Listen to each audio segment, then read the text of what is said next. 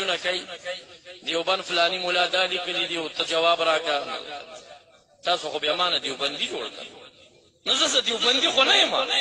زما خو استادان صحیح ده چې دیوبندي علما تېر شوي دي خو چې نن سبا بعضې خلکو دیوبند نه دین جوړ کا مسلک یې جوړ کا زه ورته چغې وایم چې دا نه دین دی نه مسلک دی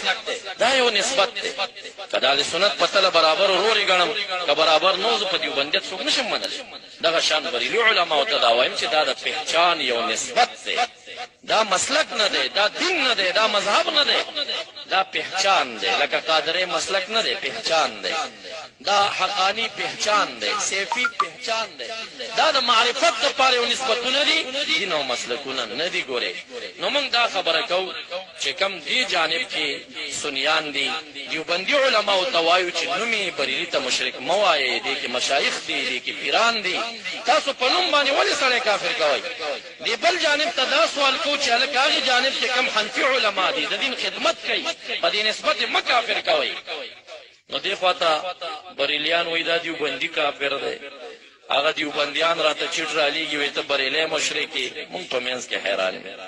بیا نو هغه دردونه خو تېرو هغه زخمونه هغه اعتراضات خو تېرو نو دلته چې ستاسو دا نور اعتراضونه راشي دا مو زړه ودردوي چې د یو پیر مرید راپاڅېږي بل پسې خبرې د بل پیر مرید راپاڅي بل پسې خبرې نو دغه مو بیا نور هم خفه کي پسې زما معززو دا مې د زړه درد درته ښکاره که